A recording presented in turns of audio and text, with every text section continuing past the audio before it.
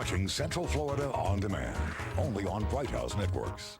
I'm On Demand's Allison Walker, and for those of you who watch HBO's True Blood, those faces are very familiar to you, huh? Yeah, the actors from True Blood are here signing autographs at the first ever True Blood convention at the Florida Hotel here in Orlando. Now, this isn't close enough for us. Let's meet them. I was just looking at him. He's wonderful, and that was such a beautiful part of the story. It'd be cool if he came back, but I can only see it as maybe like kind of like a flashback to maybe a previous time. But he was great on the show. I loved him. All right, and here he is, Allan Hyde, taken away from those fans inside that room. Hey, thank you for being with us. We appreciate that. Nice to be here. Thanks. And congratulations on the success of the show. I mean, season 2, what did it like triple in ratings? What the heck did you guys do differently?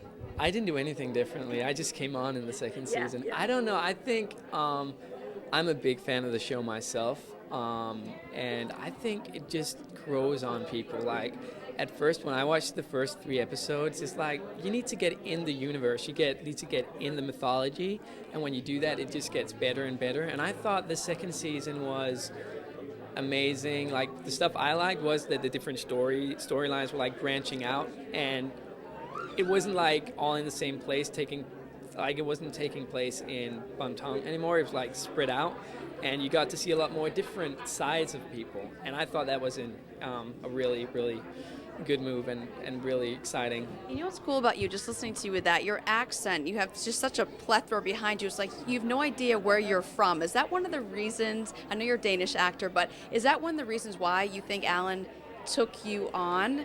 I'm sure that was part of it, because the role of Godric is supposed to be, of course, 2,000 years old, and you don't know, he's been all over. He probably speaks like a dozen different languages, and if not more. And the thing about like his accent being like, you can't really trace it back to somewhere, and also it's like a hybrid form, like my own accent. My dad's from London, and I'm Danish, obviously, and when I came here, I've tried to like do a little American stuff with it too. So it's like it's not like one pure thing, and I think that's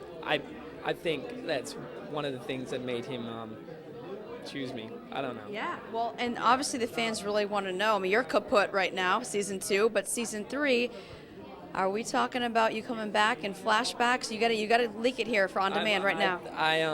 I think they already did leak it a little bit. So yeah, I don't know what it's gonna be, but I know that I'm going back for a flashback or flashbacks. I don't know. So you've gotten scripts. What are they looking like? I don't know, because I haven't read them yet. I just got them in the mail. Yeah. So I'm pretty excited to read them. Sweet. I don't know whether I'm in them yet, but I'm excited for it. You gotta open that up. I mean, the curiosity, you're just letting them sit there sealed up? Back in Denmark. So yeah, I'm going back to Denmark on Sunday. So Okay.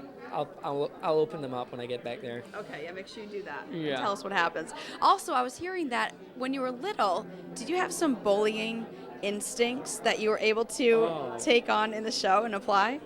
That's right. Yeah, and that's kind of one of the things that I liked about the character, because I had a point in my life where I think I was young and I had a problem with authorities, and it wasn't a big thing. I was just kind of the guy that was the loud guy, shouting loud. If everyone were like making fun of some guy, I would join in on it and not really think twice about it.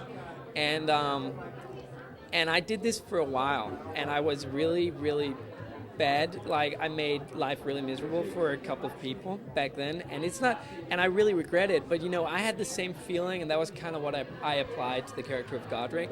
I had like one day where it was kind of like an epiphany. One day I just realized, I said to myself, what am I doing? What is this? I realized that this was all wrong. When you're in it, and you're young, you don't realize, and you don't really have the conscience and stuff. So I just realized it was wrong. And I kind of took that now when I'm on the other side of it and applied it towards the Godric character, like his killing of innocent people, like all the vampire stuff. Applied my own thing, not like just the feeling, the emotion of it, and intensified it, like accelerated it, because of course, like my stuff was on a small scale, and his is like on a huge scale. Yeah. So yeah. And also, people might not know you were involved with Harry Potter. Tell us about that role. That was in Denmark.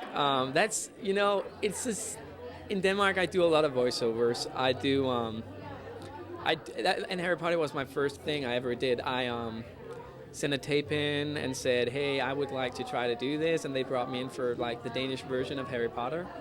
And I did Ron Weasley.